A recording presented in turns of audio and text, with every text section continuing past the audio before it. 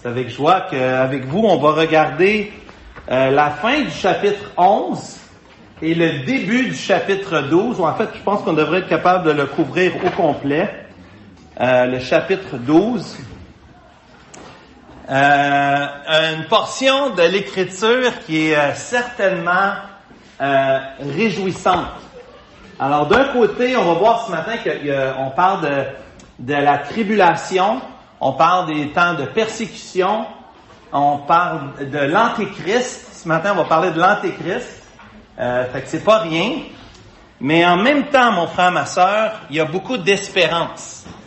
Il y a beaucoup d'excitation pour nous. Il y a de l'encouragement pour nous. Même dans des passages difficiles. Avant qu'on commence, je pensais demander à mon frère Marc Héron de pouvoir nous commencer ce temps dans un mot de prière. Donc, on va se courber. Marc, peux-tu prier pour nous, s'il te plaît, mon frère? Mon Dieu, nous avons donné ta parole. Merci pour l'amitié. Tu nous as mis l'assurance de notre salut. Notre salut qui est par ta grâce seule, par le moyen de la foi. Merci de nous éclaircir aussi sur la fin des temps. Tu nous donnes confiance que tu es en contrôle malgré l'incertitude qui se passe dans le monde en ce moment. Merci qu'on n'a pas besoin de s'inquiéter de ce qui est dans les nouvelles. On sait que tu reviens un jour, que notre destinée est certaine, que notre maison n'est pas ici. Éclaircis-nous, Seigneur, dans ce livre de Daniel qui parle de l'Antichrist, de la fin des temps, des jours. Permet que ça soit une bénédiction pour notre foi. Des fois qu'on peut aussi partager dans un monde séculier qu'on vit dans tous les jours. Je prie ces choses en ton nom. Amen. Amen. Depuis, j'ai 46 ans, depuis toujours, aussi longtemps que je peux me rappeler, que ce soit la guerre du Golfe, il y en a qui se rappellent de la guerre du Golfe. Aujourd'hui, on parle de ce qui se passe en Iran. Vous savez qu'il y a toujours eu, depuis si longtemps, des conflits dans le Moyen-Orient.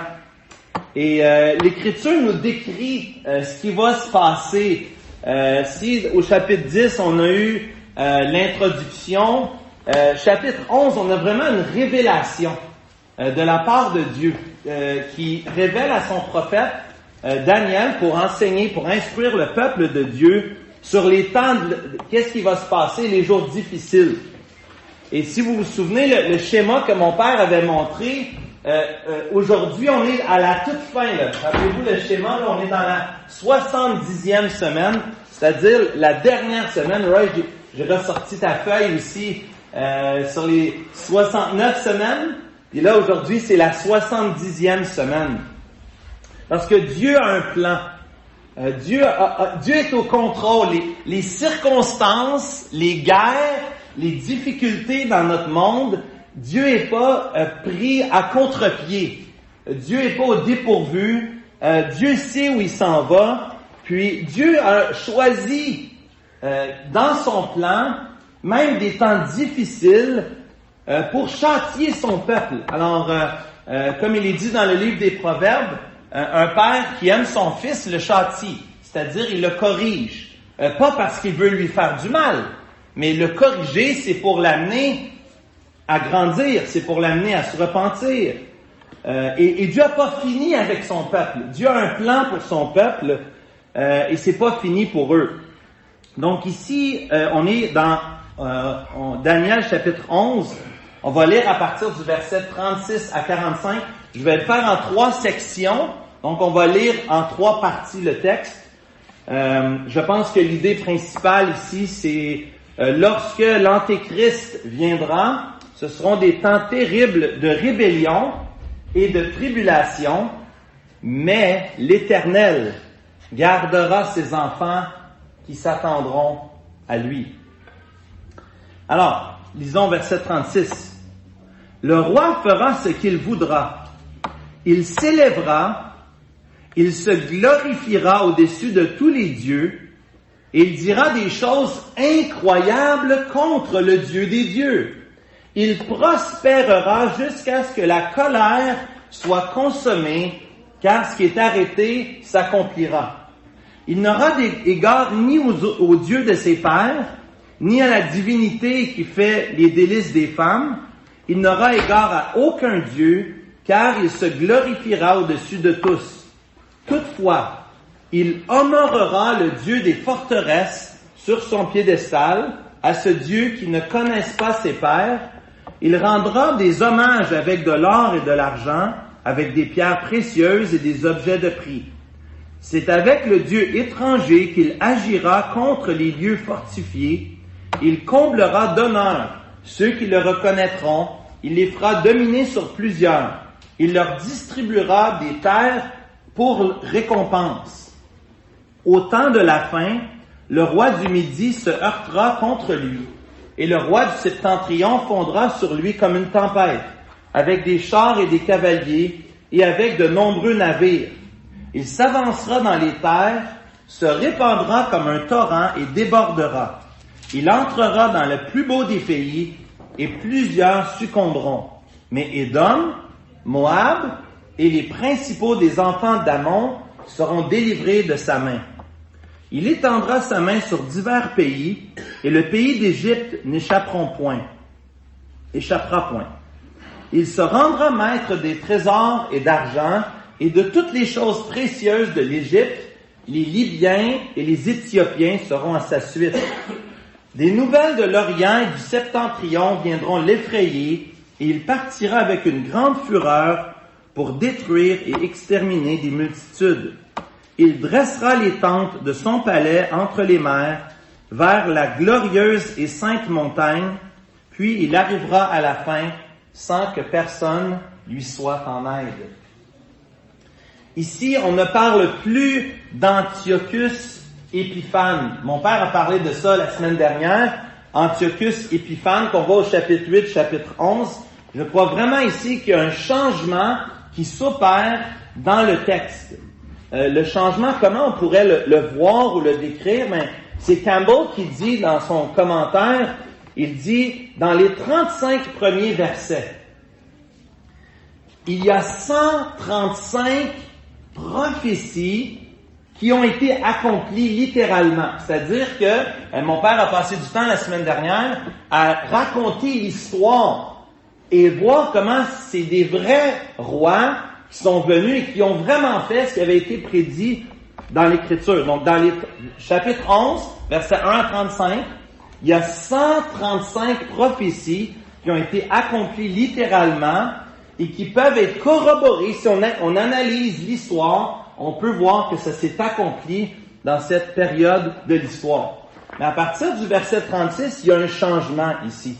Ce n'est plus Antiochus Épiphane. Si on voit la précision des versets 1 à 35, à partir du verset 36, les commentateurs nous disent il y a quelque chose qui est plus pareil. Ce qui est décrit dans les versets 36 à 45, ça n'arrive pas, c'est pas encore arrivé, c'est quelque chose qu'on attend au futur. Dieu avait révélé à Daniel des paroles pour son peuple, des accomplissements, rappelez-vous, qui s'accomplissent à court terme, mais d'autres choses qui s'accomplissent à long terme. Et ici, on est dans cette portion long terme. On voit à la fin du verset 35, regardez avec moi, à la fin du verset 35, il y a quand même un marqueur de temps. Parce qu'ici, dans la section, vous allez voir surtout au chapitre 12, il y a beaucoup de mentions des périodes de temps. Puis ici, à la fin du verset 35, ça parle des hommes qui vont succomber afin qu'ils soient épurés, purifiés, blanchis, jusqu'au temps de la fin, car elle n'arrivera qu'au temps marqué. Ici, il y a une prédiction des temps futurs. Et je crois ici, ça peut nous aider à voir que le verset 36, c'est une nouvelle époque. C'est plus une description historique, mais plutôt une description future. Et je crois qu'il faut toujours prendre ça littéralement. Alors ici, dans le genre apocalyptique, certains ont tendance à spiritualiser lorsqu'on voit des chiffres. Lorsque Roy nous a parlé des 70 semaines d'année. Lorsque ici, on va parler de la 70e semaine. On va parler dans le texte des 3 et demi-temps. On va parler de 1290 jours. Vous allez voir ça au chapitre 12. À la fin du chapitre 12, 1335 jours. Alors pour nous, on croit que la Bible, elle dit ce qu'elle dit, puis elle veut dire ce qu'elle veut dire. Donc, pour nous, on les prend de façon littérale, à moins que le texte nous dise que c'est une image. Mais ici, oui, c'est un autre roi dans la 70e semaine. Et ce roi ici, on le décrit comme étant l'Antéchrist. L'Antéchrist A majuscule, okay? Parce qu'il y a beaucoup d'Antichrist A minuscule, mais ici on parle de l'Antéchrist A majuscule. Puis on va voir il y a aussi d'autres textes dans la Bible qui vont nous aider à comprendre. Ce roi, c'est l'Antéchrist. Et ici, dans la description de l'Antéchrist, c'est Antiochus Épiphane est une préfiguration, est une maquette, un modèle échelle. C'est comme une image, c'est un Antéchrist petit a, mais ici c'est Antéchrist A majuscule. C'est-à-dire qu'on parle des temps de la fin. Remarque au verset 40, je vous ai fait souligner au verset 35, mais regarde au verset 40, il y a encore cette mention des temps de la fin. Alors, un deuxième marqueur de temps qui nous aide à voir qu'on est dans une autre période que celle qui avait été annoncée à l'époque de Daniel. On est dans les temps de la fin. Et on va voir le caractère ici. Regardons ensemble le caractère. Daniel reçoit cette description et il le note, il prend ça en note pour nous, pour le peuple de Dieu, le peuple d'Israël, mais aussi pour nous, ses enfants, l'Église, dans la Nouvelle Alliance. On voit ici celui qui avait déjà été décrit au chapitre 7, verset 8, comme la petite corne. Celui qu'on appelle le roi impudent et artificieux, chapitre 8, verset 23. Chapitre 9, verset 26, il est appelé le prince ou d'un chef, ou le prince du peuple. Dans 2 Thessaloniciens 2, verset 3, il est appelé le fils de la perdition. Dans Apocalypse 13, il est appelé la bête. Alors ici, c'est de ça qu'on parle. On ne parle pas de Satan, on parle ici de l'Antéchrist. OK? Et on va voir à partir du verset 36 à 39 que l'Antéchrist va avoir un succès. Et le succès qu'il va obtenir va faire de lui, premièrement, un homme prétentieux, très orgueilleux, très arrogant. Au point, au verset 36, que vous voyez qu'il fait ce qu'il veut. Le roi fait ce qu'il veut, il s'élève, il se glorifie même au-dessus des dieux. C'est pas le rôle que Dieu avait donné au roi. Quel est le rôle du roi dans l'Ancien Testament? C'est diriger le peuple vers Dieu. Exactement. Deutéronome 17, verset 14. Lorsque tu seras entré dans le pays que l'Éternel ton Dieu te donne, lorsque tu posséderas et que tu auras établi ta demeure et que tu diras, Dieu savait, je veux mettre un roi sur moi, comme toutes les nations qui m'entourent. Le peuple avait déjà un roi. Qui était le roi? Dieu, le Seigneur lui-même. Qui était déjà le roi, mais pour eux, c'était pas assez. Les autres, un roi, nous aussi, on veut un roi. Et au verset 14, il dit, je veux mettre un roi sur moi, comme toutes les nations qui m'entourent. Dieu dit, Deutéronome 17, verset 15, tu mettras sur toi un roi qui choisira l'Éternel ton Dieu, tu prendras un roi du milieu de tes frères, tu ne pourras pas te donner un étranger qui ne soit pas un frère, mais qu'il n'y ait pas un grand nombre de chevaux, qui ne ramène pas le peuple en Égypte pour avoir beaucoup de chevaux, car l'Éternel vous a dit, vous ne retournerez plus par ce chemin-là. Verset 17, toujours dans Deutéronome, chapitre 17. Qu'il n'y ait pas un grand nombre de femmes, afin que son cœur ne se détourne point, et qu'il ne fasse pas de grands amas d'argent et d'or, quand il s'assiera sur le trône de son royaume. Il écrira pour lui dans un livre une copie de cette loi, qu'il prendra auprès des sacrificateurs et des Lévites. Le roi devait se faire une copie pour lui-même. Il devra l'avoir avec lui et y lire tous les jours de sa vie, afin qu'il apprenne à craindre l'Éternel son Dieu, à observer et à mettre en pratique toutes les paroles de cette loi et toutes les ordonnances, afin que son cœur ne s'élève point. Regarde, le but est donné. Afin que son cœur ne s'élève point au-dessus de ses frères et qu'il ne se détourne de ses commandements, ni à droite, ni à gauche, afin qu'il prolonge ses jours dans son royaume, lui et ses enfants, au milieu d'Israël. Alors, plutôt, ici on parle de l'Antéchrist, plutôt que de craindre, d'honorer, de respecter, d'avoir de la révérence pour l'Éternel, quelle est l'attitude de l'Antéchrist? L'Antéchrist, verset 36, c'est le renversement complet. Il s'élève au-dessus. Il s'élève, verset 36, même contre Dieu. On est dans Daniel chapitre 11, verset 36. Il s'élève lui-même contre Dieu. Regardez ce qu'il dit. Il dira des choses incroyables contre le Dieu des dieux. On accuse Jésus de blasphème. Voulez-vous savoir qui est blasphématoire? C'est l'Antéchrist. S'il y a un athée sur la planète Terre, c'est l'Antéchrist. Il ne croit pas en Dieu. Au contraire, il se moque de lui. Il dit des choses incroyables contre Dieu. En plus, il ne prend même pas égard au faux Dieu de ses pères. La deuxième partie du verset 36 et du verset 37. Ce gars-là se prend pour Dieu. On parle d'autodéification. Il est pervers à un point tel, certains commentateurs, MacArthur suggère que c'est une possibilité que si vous lisez dans la version Darby, il est dit au verset 37 qu'il n'aura point d'égard au Dieu de ses pères et il n'aura point égard à l'objet du désir des femmes. MacArthur dit ici que c'est possible que celui qui va être l'Antéchrist soit un homosexuel ici. On est dans la perversion qui continue, une grande perversion. La traduction de la version Louis II le montre pas ainsi.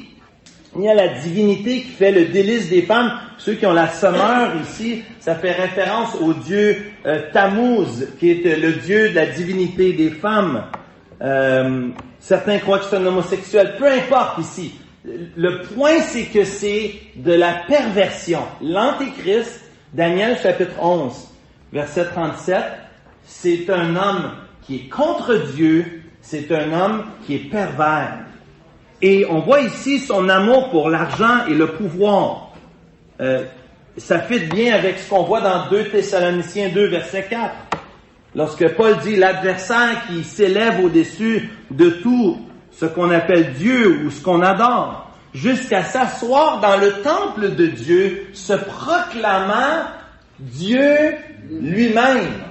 Alors, ça s'en vient le jour Antéchrist, A majuscule, qu'il y a un homme qui va se prendre pour Dieu lui-même.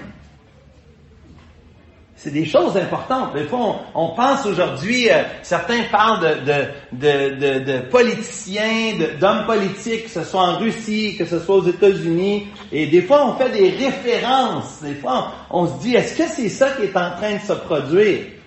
Eh bien, je n'ai pas ici la réponse pour vous, mais je vous dis que ce que la Bible dit, c'est que ça va être très clair.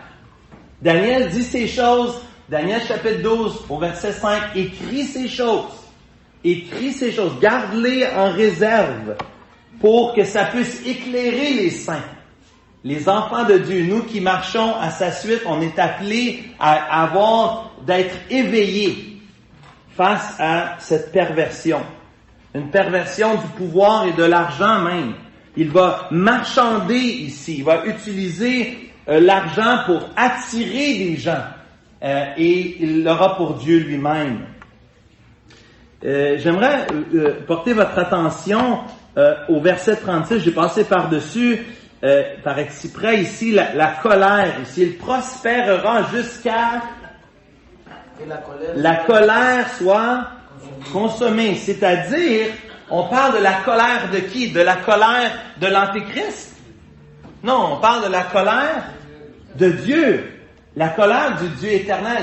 Notre Dieu est un Dieu de miséricorde, un Dieu patient, mais il y a une limite.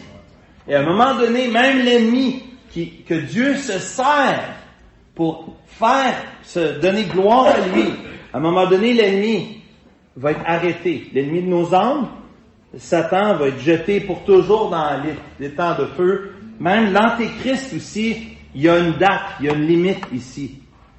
La colère de Dieu se manifestera contre lui. Le Saint des Saints, le Dieu juste, le Dieu droit dans toutes ses voies, a un plan, il a un but, comme dans toutes circonstances.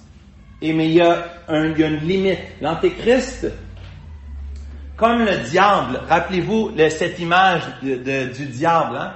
Le diable, c'est comme un chien sur une laisse. Il n'a pas la pleine liberté.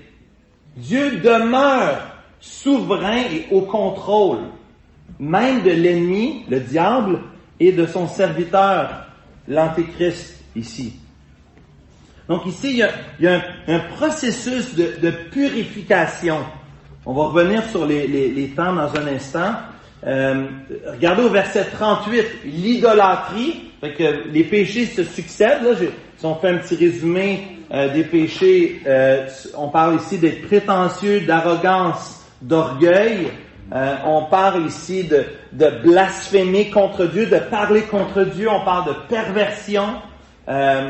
Et on parle ici d'idolâtrie. Regardez au verset 38, parce que s'il se proclame Dieu lui-même, ou fait de l'autodéification, parce que lui peut faire ce qu'il veut quand il veut, il y a quand même une nuance ici. Lui-même est un idolâtre. Verset 38, il honore le Dieu des forteresses, c'est-à-dire le Dieu de la guerre. Son Dieu à lui, c'est la guerre. C'est ça qu'il désire.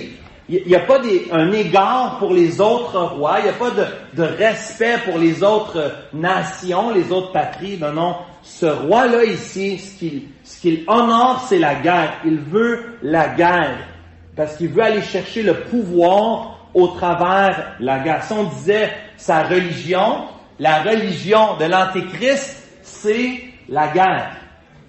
Et il se sert de la richesse, de l'argent, des pierres précieuses, verset 38, des objets de prix, dans le but de pouvoir dominer, dans le but de nourrir la guerre et de vaincre par la séduction. Donc, il va marchander ici. Il va utiliser même de l'argent pour manipuler. Et ils vont ici, il y a certainement des parallèles à faire dans le livre de l'Apocalypse. Il est dit qu'ils vont adorer, Apocalypse 13, verset 4, le dragon, parce qu'il avait donné l'autorité à la bête. Ils adorèrent la bête en disant qui est semblable à la bête et qui peut combattre contre elle. Alors c'est l'idée du combat ici. Il y a toujours cette idée de puissance militaire, de guerre et de victoire. Et frères, sœurs, ici, 36 à 39, oui, on voit le succès, mais on voit cette liste de péchés. Et on doit se rappeler les paroles du Seigneur Jésus qui a dit « Veillez et priez afin de ne pas tomber en tentation. L'esprit est bien disposé, mais la chair est faible. » Notre adoration doit être seulement pour le Dieu éternel. Notre Dieu, le Seigneur Jésus. Et ici, il va arriver dans notre monde.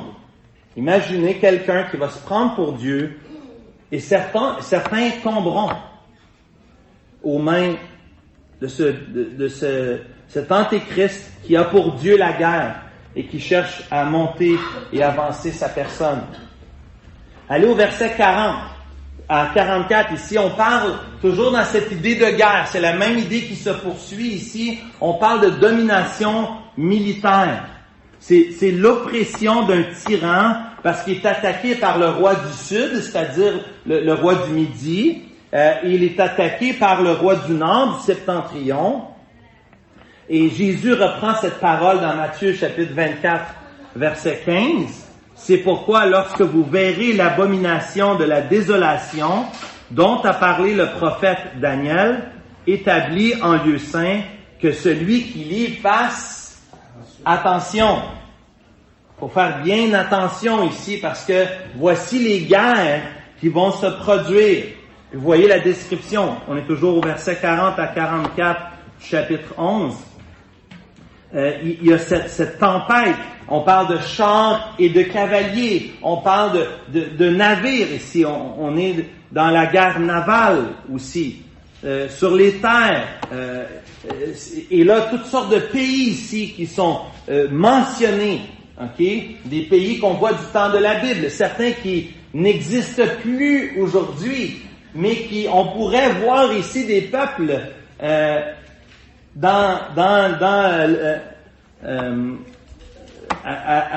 l'est. On pourrait voir des pays comme la Russie qui rentreraient bien dans ce contexte ici là. Ok?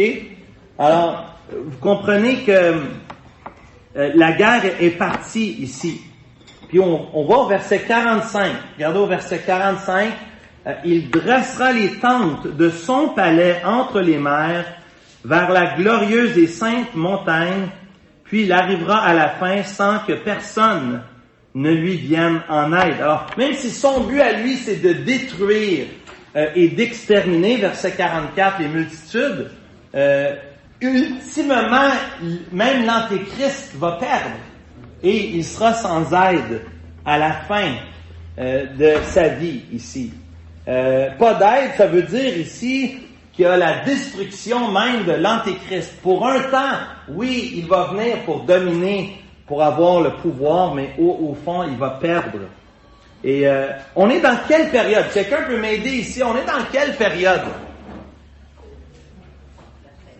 On est dans les périodes de la fin. On est presque à la fin et les 4 chevaliers de l'Apocalypse, on entend déjà leur galop. On s'en va vers ça. Fait qu'on est dans la deuxième section des 7 années de tribulation. Vous savez qu'il y a les 7 années là, qui viennent tout de suite après, lorsque le Seigneur revient. Dans la 70e semaine, on parle de 7 années. Ici, on est dans le dernier 3 ans et demi, là, à la toute fin, OK? Et même l'Antéchrist ici viendra à sa fin. Vous voyez ici, je crois qu'il me semble qu'on peut s'appuyer sur la parole. Si, dans les versets 1 à 35, on a dit qu'il y a 135 prophéties qui ont été accomplies, okay, 135 paroles qui ont été dites dans 35 versets qui ont été accomplies, puis on a dit tantôt que les versets 36 à 45, ça n'a pas encore été accompli. Qu'est-ce que ça devrait faire chez nous, dans notre cœur? C'est qu'on a confiance dans la parole de Dieu, que la parole de Dieu dit vrai. Et ce qui a été annoncé, ça va s'accomplir.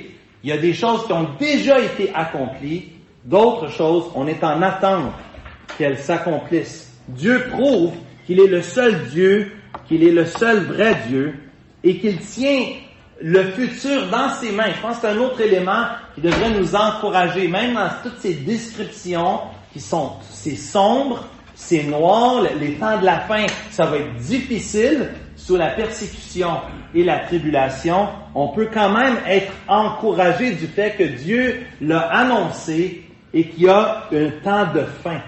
Ici, comme il y a un temps où ça va terminer, ça va pas être une persécution pour toujours, une tribulation pour toujours. Le Dieu omniscient, le Dieu omnipotent va démontrer sa connaissance et son pouvoir sur l'histoire de l'humanité. Et c'est très important pour notre foi. Frères, sœurs, on a besoin de lire ces textes-là, même si c'est pas les textes qui nous parlent d'amour de notre prochain, puis de la grâce que nous avons reçue de Jésus. Même les paroles de jugement sont une bénédiction, nous rassurent chacun d'entre nous, parce qu'on sait qu'on a un Dieu juste qui veut ultimement a un plan, a un but, même ici, pour la purification de son peuple, lorsqu'il va permettre tous ces moments très difficiles, et il va accomplir ce qu'on voit dans l'Écriture. Donc, versets 36 à 45, vraiment ici, on a ce que j'ai appelé le règne de la rébellion. Ici, c'est un temps de rébellion et il y a un règne de l'Antéchrist qu'on voit dans les versets 36 à 45. Donc, lorsque l'Antéchrist, l'idée principale, lorsque l'Antéchrist viendra, ce seront des temps terribles de rébellion et de tribulation. Et là, on va tomber dans le mais. Mais l'Éternel gardera ses enfants et qui s'attendront à lui. Donc, regardez avec moi à partir du chapitre 12. On va lire au verset 1er, 12, verset 1 dans Daniel. En ce temps-là se lèvera Michaël, le grand chef, le défenseur des enfants de ton peuple. Et ce sera une époque de détresse, telle qu'il n'y en a point eu semblable depuis que les nations existent jusqu'à cette époque. En ce temps-là, ceux de ton peuple qui seront trouvés, inscrits dans le livre, seront sauvés. Plusieurs de ceux qui dorment dans la poussière de la terre se réveilleront, les uns pour la vie éternelle, les autres pour l'opprobre, pour la honte éternelle. Ceux qui auront été intelligents brilleront comme la splendeur du ciel, et ceux qui auront enseigné la justice à la multitude brilleront comme des étoiles, à toujours et à perpétuité. 12 verset 4. Toi, Daniel, tiens secrètes ces paroles et scelle le livre jusqu'au temps de la fin. Plusieurs alors le liront et la connaissance augmentera. Ici, c'est la bonne nouvelle, n'est-ce pas? Il y a toujours un message d'espoir avec l'évangile du Seigneur Jésus. Et dès l'Ancien Testament ici, il y a une délivrance qui vient au milieu de la souffrance. Il y a de l'espérance. Au milieu de la souffrance ici, on voit la persévérance du peuple de Dieu. Puis mon frère, ma sœur, je pense que c'est certainement une des applications pour nous ici. L'Antéchrist grand A n'est pas encore arrivé, mais une chose qu'on sait, on est appelé à persévérer. Peu importe, comme Marc a prié tout à l'heure, peu importe ce qui se passe dans les nouvelles, peu importe les circonstances, Dieu demeure sur le trône et Dieu nous demande à nous de persévérer par la foi, de rester attachés à lui. Donc ici, le peuple de Dieu subit des moments d'opposition parmi les moments les plus difficiles de l'histoire de l'humanité. On parle ici de détresse. Regardez le terme ici qu'on voit au chapitre 12, verset 1. Une époque de détresse, comme il n'y a pas eu depuis l'histoire des nations jusqu'à l'époque. On parle de dévastation, on parle de souffrance, on parle de péril, une détresse sans pareille.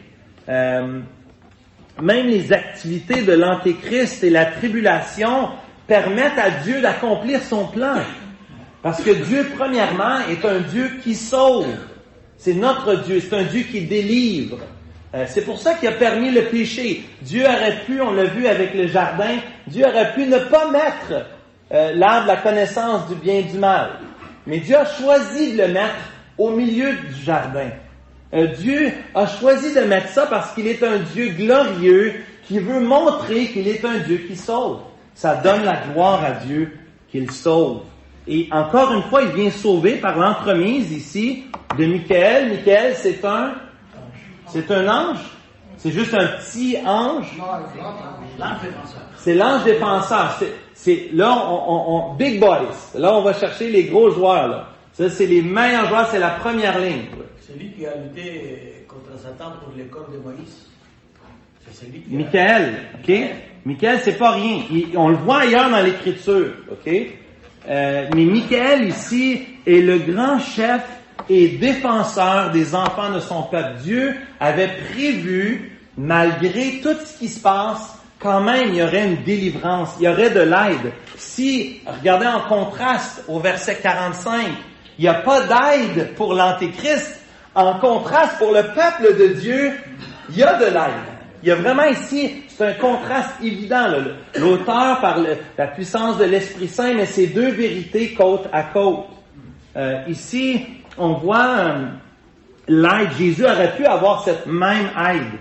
Jésus, à la croix, aurait pu avoir Michael qui serait venu le libérer. Jésus a dit qu'il aurait pu appeler combien de légions d'anges? 12 légions d'anges. Et qu'est-ce qu'a fait Jésus? Jésus n'a pas choisi de se défendre lui-même. Il est allé à la croix pour nous défendre, pour prendre notre péché. Ici, Dieu veut montrer je crois dans Daniel chapitre 12, qu'il veut défendre, qu'il veut prendre soin de son peuple, que même le mal qui se passe dans le monde, il y a une retenue ici. Dieu retient le mal. Le mal n'a pas la pleine liberté. Michael est là pour montrer ici l'ange, le grand chef, le défenseur, pour montrer qu'on n'est pas laissé à nous-mêmes. Hébreu nous dit, ne sont-ils pas tous des esprits au service de Dieu, envoyés pour exercer un ministère en faveur de ceux qui doivent hériter du salut? Quand l'auteur aux Hébreux nous parle que Jésus est plus grand que les anges, c'est ce qu'il dit des anges qui sont des serviteurs et qui doivent avoir un ministère en faveur de ceux qui doivent hériter le salut. C'est une bonne nouvelle pour nous, frères et sœurs. L'ange de l'Éternel campe autour de ceux qui le craignent et il les arrache au danger, du danger. Merci Seigneur. Le Seigneur règne sur toutes choses et même au moment opportun, le Seigneur peut envoyer un ange pour nous délivrer. C'est pas ici le concept qu'on a un ange gardien. Alors, vous n'allez pas me poser la question après, parce que je vais vous dire que c'est pas ça que ça veut dire. J'ai pas un ange gardien. Oh, mon ange gardien qui me surveille. Ça, c'est la pensée du monde. Ici, c'est l'ange Michael, le grand ange défenseur que Dieu met pour retenir ici le mal au moment de la tribulation. C'est tiré, Yannick, moi aussi, mon frère, merci. Okay? Je pense que c'est une bonne nouvelle ici. On est dans la section des bonnes nouvelles. Au milieu de la souffrance, il y a une bonne nouvelle ici. On voit ici, deuxième partie, je pense qu'il y a une deuxième bonne nouvelle. En plus qu'on a de l'aide Michael, il y a une bonne nouvelle ici, chapitre 12, verset 1, à la toute fin. En ce temps-là, ceux de ton peuple qui seront trouvés inscrits dans le livre de vie seront... Quelle bonne nouvelle! Quelle bonne nouvelle! Est-ce que ton nom est inscrit dans le livre de la vie? Est-ce que ton nom est gravé sur ses mains, inscrit sur son cœur? Quoi, Charlot? Si tu es né de nouveau, amen. Si tu es né de nouveau, si tu t'es repenti de tes péchés et tu as placé ta confiance en Jésus, la croix, vous pouvez vous imaginer la croix en avant? Hein, vous savez que d'habitude, moi j'aime la croix, on s'appelle... Si ton nom est inscrit dans le livre de vie, tu vas être sauvé. Tantôt, tu disais qu'on était dans la période après l'enlèvement de l'Église, oui. La fin de la tribulation. Oui. Donc, qu'est-ce qui arrive? Ben c'est ça, c'est que les enfants de Dieu nés de nouveau et ont été pris avec l'enlèvement. Absolument. Dans l'annonce de l'agneau. Oui. Mais est-ce que ça veut dire qu'il n'y aura plus de salut pendant les 7 années? Ce que ça veut dire pendant même la période la plus ténébreuse, les 3 années et demie de la fin, est-ce qu'il n'y aura pas des gens qui viendront à connaître Jésus? Oui. Quelle bonne nouvelle! L'Évangile, même dans les moments les plus ténébreux, est là pour sauver. Mais effectivement, nous on sera déjà on sera enlevé, moi aussi je suis un pré-tribulationniste, je crois qu'on est enlevé avant la tribulation, l'Église. Mais le principe s'applique quand même à nous. Est-ce que ton nom est écrit dans le livre de vie? Frère, ça, quelle bonne nouvelle. Et même si on n'est pas pré-tribulationniste, mettons, Oui. S'il a accepté Christ, il va être sauvé. Exactement. Peu importe les côtés que Peu importe il a, absolument. Puis Dieu sauve. Puis dans ces moments de tribulation-là, n'oubliez pas que Dieu demeure le même. Et Dieu est toujours en train de tendre la main. Il va toujours tendre une perche. Comment les Juifs vont être sauvés? Est-ce que c'est parce qu'ils sont Juifs? Non, comment ils vont être sauvés? La même façon que toi et moi, par la repentance et la foi. Dieu nous dit, Romains 9 à 11, Dieu nous dit qu'il y aura un retour, que le peuple d'Israël reviendront à lui et placeront leur confiance en lui. Alors ici, bonne nouvelle pour moi, on a de l'aide. Bonne nouvelle, salut et délivrance. Bonne nouvelle, chapitre 12, verset 2. bonne nouvelle. Plusieurs de ceux qui dorment dans la poussière de la terre se réveilleront. Les uns pour la vie éternelle, les autres pour l'opprobre, pour la honte éternelle. Ici, on parle du jugement dernier. Pour moi, le jugement dernier, c'est pas une mauvaise nouvelle. Si tu es en paix avec ton Sauveur, le jugement, c'est une très bonne nouvelle. C'est une très bonne nouvelle. Jésus a dit dans Jean chapitre 5, verset 29, « Ceux qui auront fait le mal ressusciteront pour le jugement, mais ceux qui auront fait le bien ressusciteront pour la vie. » C'est dans ce même passage que Jésus dit que Dieu le Père lui a donné à lui le pouvoir de juger les morts et les vivants. C'est lui qui a l'autorité. En plus de s'être offert en sacrifice lui-même, Dieu lui donne ce rôle d'honneur pour juger ceux qui ressusciteront. Ici, ça nous parle de jugement, mais ça nous parle aussi de résurrection. Il y a une résurrection pour tous. Oh non, quand moi je meurs, je vais 6 pieds sous terre, la vie c'est terminé. Dis à ton collègue de travail, c'est pas vrai. C'est pas ce que la Bible dit. Tous vont rencontrer le Dieu créateur et juge de la terre. Tous vont rencontrer Dieu un jour. Il n'y a pas d'exception. Certains vont ressusciter pour la vie, d'autres vont ressusciter pour la mort. Mais il y aura un jugement dernier pour tous. Et ça, mon frère, ma soeur, moi, ça m'encourage. D'abord pour moi, ça m'encourage pour ceux qui auront cru en lui, et ça m'encourage à évangéliser, c'est-à-dire d'annoncer la bonne nouvelle de la résurrection en Jésus-Christ à ceux qui ne le connaissent pas. Il est encore temps. On n'est pas encore dans ces temps de tribulation, il est encore le temps, frères et sœurs, d'inviter plusieurs à se repentir. Quatrième encouragement, je pense qu'il y a encore un autre encouragement pour nous au verset 4, au verset 3, c'est-à-dire, il y a ici la notion de récompense. Verset 3, il y a ceux qui sont intelligents, il y a ceux qui auront enseigné, ils vont briller dans le ciel. Ils vont briller comme des étoiles à toujours et à perpétuité. Cela, il me semble, parle d'une récompense qui nous est donnée de la part de Dieu. Que oui, au milieu de cette grande persécution, il y aura une grande résurrection, un jugement dernier et une bénédiction. Il me semble ici, au verset 3, que c'est la bénédiction pour ses enfants. Une bénédiction, imaginez que le Seigneur te dise « Bon et fidèle serviteur, entre dans la joie de ton maître ». Imagine que Dieu te dise que tu vas briller comme les étoiles. Comment on mérite ça? Moi, je suis un pécheur. Comment je peux avoir eu ça? Je mérite pas ça. C'est la grâce de Dieu. Non seulement de m'avoir sauvé, mais de m'avoir donné la capacité de le servir et d'avoir à communiquer sa parole, à être de ceux qui le font connaître. Mais Dieu nous donne aussi la bénédiction. Il me semble ici que ce sont des paroles d'encouragement au milieu des difficultés. Oui, il y aura une détresse, une grande détresse, mais il y aura aussi une grande bénédiction. Là, vous voyez au verset 4, merci Seigneur pour le verset 4. Merci Seigneur parce que toi, Daniel, merci parce que Daniel a fait ce que Dieu lui a demandé de faire. Daniel tient secrète ses paroles et scelle le livre jusqu'au temps de la fin. Plusieurs alors le liront et la connaissance augmentera. Merci Seigneur pour sa parole. Merci Seigneur que Dieu, par son esprit, a donné sa parole, il a inspiré la parole de Dieu, mais en plus, elle a été écrite pour notre instruction, pour notre sagesse, pour notre bénédiction. Ici, ces paroles font partie de l'Écriture. Le Dieu que nous avons n'est pas seulement un Dieu de salut, mais il est aussi un Dieu qui est juste et qui juge le péché.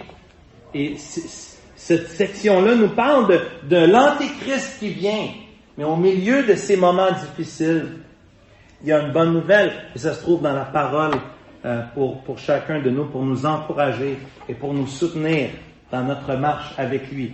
Donc, d'abord, versets 36 à 45, on a vu le règne de la rébellion de l'Antéchrist. Mais ici, on voit dans le chapitre 12, versets 1 à 4, la souffrance et l'espérance lors de la tribulation. Et chapitre 12, versets 5 à 13, je pense qu'on a ici, pour terminer, comme un appendice, mais un appendice bien important pour nous encourager à tenir jusqu'à la fin. Donc, il y a vraiment un encouragement ici. Regardez versets 5 à 13. Et moi, Daniel, je regardais, et voici 2 autres hommes se tenaient debout, probablement ici des anges, encore une fois. L'un en deçà du bord du fleuve et l'autre au-delà du bord du fleuve.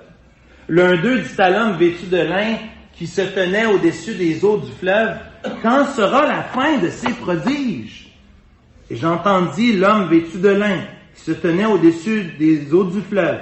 Il leva vers les cieux de sa main droite et sa main gauche. Il jura par celui qui vit éternellement, que sera dans un temps, des temps et la moitié d'un temps, que toutes ces choses finiront quand la force du peuple saint sera entièrement brisée. J'entendis, mais je ne compris pas, et je dis, mon Seigneur, quelle sera l'issue de ces choses? Il répondit, va Daniel, car ces choses sont tenues secrètes et scellées jusqu'à la fin des temps. Plusieurs seront purifiés, blanchis et épurés. Les méchants feront le mal, et aucun des méchants ne comprendra. Mais ceux qui auront de l'intelligence comprendront. Depuis le temps où cessera le sacrifice perpétuel, où sera dressée l'abomination du dévastateur, il y aura 1290 jours. Heureux celui qui y attendra et qui arrivera jusqu'à 1335 jours. Et voici, et toi, marche vers ta fin. Tu te reposeras et tu seras debout pour ton héritage jusqu'à la fin de tes jours. Ici, on a une certitude au moment d'un moment difficile, d'un temps difficile. Encore une fois, on voit la grâce de Dieu au milieu de ces temps de ténèbres, de persécution. Dieu veut encourager, et en particulier, Dieu veut encourager Daniel. J'aime le fait ici qu'on voit Dieu prendre soin de son serviteur. Parce que il y a cette certitude, oui, d'un ministère difficile. Et les 2 anges ici, ces figures angéliques, probablement ici, des hommes qui se tenaient debout d'un côté de l'autre du fleuve. Encore cette mention du temps, des temps et la moitié d'un temps. On parle ici des 3 ans et demi qu'on voit dans Daniel 7 au verset 25, qu'on voit dans Daniel 9 au verset 27. C'est pas la première fois que Daniel utilise cette expression d'un temps, des temps et la moitié d'un temps. Ici, c'est prononcé pour parler de cette 2e période de 3 ans et demi dans la tribulation. Ce que l'Apocalypse décrit comme 3 ans et demi, l'Apocalypse décrit 42 mois. On voit ça dans Apocalypse 11, versets 2 et 3, et Apocalypse 13 au verset 5. Donc ici, cette idée de 3 ans et demi, c'est vu non seulement dans le livre de Daniel à plusieurs reprises, mais c'est vu aussi à la toute fin dans le livre de l'Apocalypse. Donc il y a un lien à faire ici très important. Et Nick, en t'écoutant, est-ce que le dernier verset, je suis dans le semeur ici, traduction semeur, dernière phrase, tu te relèveras pour recevoir la part qui t'est échue. Donc, est-ce que ça parle de la résurrection, comme tu as cité, j'imagine, dans chapitre 12? Tu parles de verset 13? Verset 13, ça, il me semble, ça parle, et je te demande pour vérifier, est-ce que ça parle de la résurrection, même qu'en chapitre 12, verset 2, les nombreux humains qui dorment dans la poussière de la terre se réveilleront les unes pour la vie éternelle. Donc, moi, je l'ai compris comme ça, oui. Je l'ai compris, verset 13, je l'ai compris comme le fait que Dieu donne un message personnel pour Daniel de réconfort, que Dieu prend soin de son serviteur. puis il lui dit deux choses. Marche vers ta fin, c'est-à-dire, tu as accompli ta tâche. Ta tâche est complétée. Probablement que Daniel ici aurait environ 90 ans. Donc, il aurait probablement terminé, accompli sa mission. C'est la dernière parole pour lui. Donc, c'est ce que je comprends quand il dit « Marche vers ta fin et tu te reposeras ». Ça parle de sa mort. Effectivement, dans la deuxième partie, verset 13, tu seras debout pour un héritage à la fin de tes jours. Je crois ici que ça parle d'un futur qui est certain. Ça parle de la résurrection et de la vie post-résurrection. OK? C'est-à-dire la vie éternelle. Jésus a dit, « Or, la volonté de Dieu, de celui qui m'a envoyé, c'est que je ne perde rien de tout ce qui m'a été donné, mais que je le ressuscite au dernier jour. » Je pense que je ferai un lien ici avec la résurrection, mais aussi la vie post-résurrection. Merci Dan pour ça. Revenons ici à Daniel, chapitre 12, verset 5. Au milieu d'un ministère difficile, Dieu envoie deux témoins et la question ici, c'est quand la fin? Parce que c'est toujours ce qu'on se pose. Quand ça va mal, on se pose toujours la question, c'est quand ça va finir. On a hâte que ça finisse.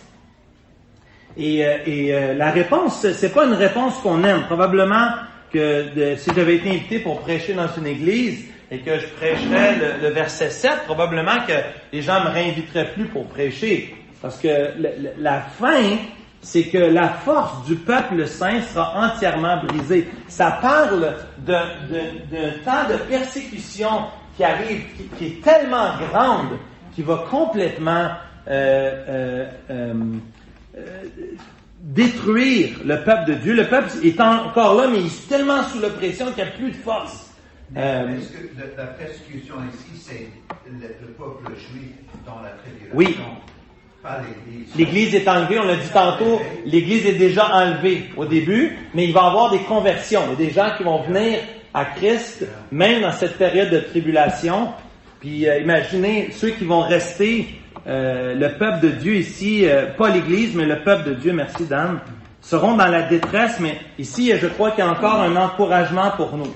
Même si on sait que ce sera un temps futur sombre, un temps de détresse difficile, Dieu est encore là. Regarde avec moi au verset 8. Regarde au verset 8. 8 à 12.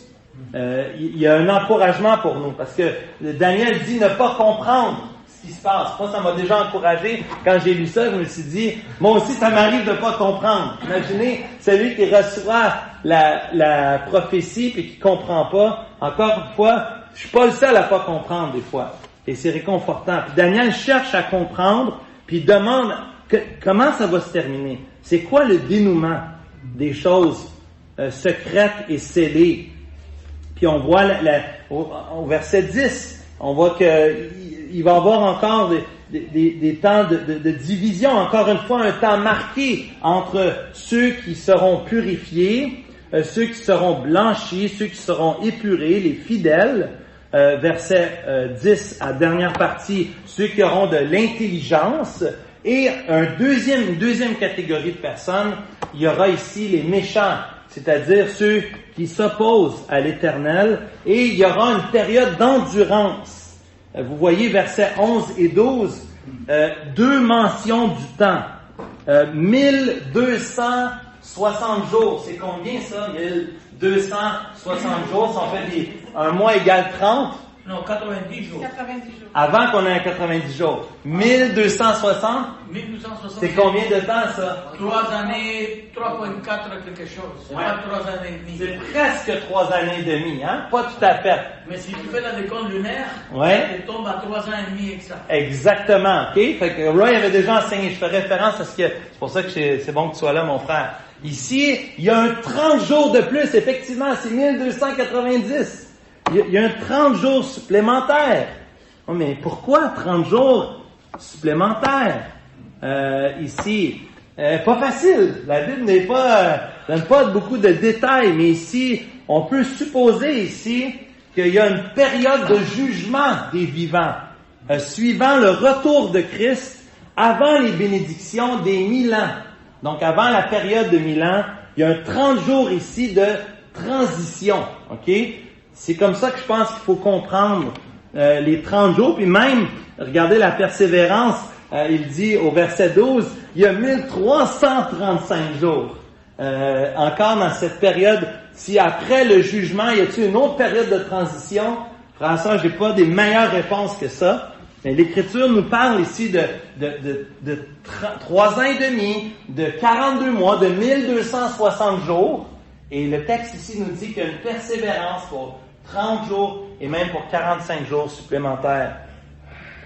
Heureux ceux qui auront persévéré pour adorer le Dieu vivant et vrai et qui ne succomberont pas à la tentation d'adorer l'Antéchrist malgré toutes ses manigances.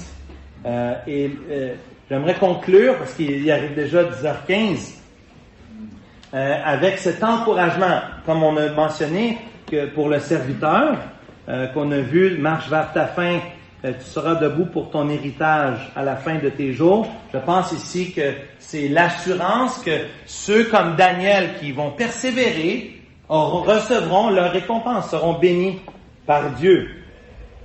Ceux qui persévéreront après même ces temps de persécution recevront leur bénédiction. Pourquoi Daniel présente cette vision si détaillée? Pourquoi c'est important pour nous d'avoir cette vision si détaillée des temps de la fin? Exact. Exactement. Pour qu'aujourd'hui, je marche par la foi. J'ai pas à m'inquiéter des temps de la fin. Dieu a un plan. Et il y a des choses que la parole dit clairement. Et que je peux m'appuyer sur ça. Oui, les jours vont s'empirer avant de s'améliorer. Et oui, la bonne nouvelle, on l'a dit, puis merci à ceux qui l'ont fait ressortir, l'Église, nous croyons que l'Église va être enlevée avant ce temps-là, mais qu'est-ce qui arrivera de notre descendance? Peut-être de nos enfants, de nos petits-enfants, de nos arrière-petits-enfants. Nous affronterons l'Antéchrist. Ils auront à vivre au moment du règne de l'Antéchrist, mais il sera encore temps pour eux de se repentir et de tourner vers Jésus. Donc, continuons, frères et sœurs, de semer la bonne parole de Dieu, parce que Dieu a un plan, même ici dans le châtiment d'Israël, Dieu veut les amener à la repentance. Et cela va se continuer. Dieu veut nous montrer pourquoi c'est là. Dieu veut nous montrer qu'il est au contrôle, que Dieu a un plan au travers de toutes choses. Parce que Dieu répond aux prières. Je pense qu'ici, on devrait comprendre ici le questionnement de Daniel au verset 8, quand il dit « J'entendis, mais je ne compris pas ». Il fait cette prière à Dieu. Et voici la réponse que Dieu a voulu lui donner. Ça devrait être assez pour nous aussi, la réponse que Dieu nous donne. Mais allons vers Dieu avec toute inquiétude qui pourrait subvenir par rapport au temps futur. Croyons aujourd'hui dans les promesses de Dieu. Ayons la conviction que tous les détails sont dans sa main et que Dieu nous prépare pour des temps difficiles avant des temps meilleurs. Courbons-nous, s'il vous plaît. Seigneur, merci pour ta parole, cette parole sur l'Antéchrist, qui est pour nous un passage terrible d'une certaine manière, de penser qu'il pourra agir ainsi. Seigneur, merci que malgré la méchanceté que nous verrons dans ce monde, pas nous physiquement nous-mêmes, mais nous, l'humanité, verra dans ce monde, tu es toujours là, bien au contrôle, et qu'il y a une retenue, qu'il y a de l'aide. Merci Seigneur pour la bonne nouvelle de ceux qui ont été écrits dans le livre de vie. Et ma prière, c'est que chacun de nous puissions marcher pour toi aujourd'hui, en persévérant, en endurant. Et lorsque le temps viendra pour notre départ, Seigneur, nous avons hâte d'être dans ta présence pour toujours. Nous te remercions, Seigneur, pour l'opportunité que tu nous donnes aujourd'hui de te faire connaître avant ces jours mauvais et que l'Évangile soit répandu. Peut-être certains ne se tourneront pas vers toi, mais peut-être avec le message qu'ils auront entendu dans ces périodes de difficulté, pourront se tourner vers toi. Nous prions Maranatha, Seigneur, reviens bientôt. Viens chercher ton peuple. Viens nous délivrer. Seigneur, merci parce que tu es là et que tu règnes sur toutes choses. Nous te bénissons pour ces paroles, pour cette prophétie que tu as donnée à Daniel qui est bonne pour notre instruction. Bénis cette journée, bénis le culte, sois avec Dan qui va prêcher ce matin.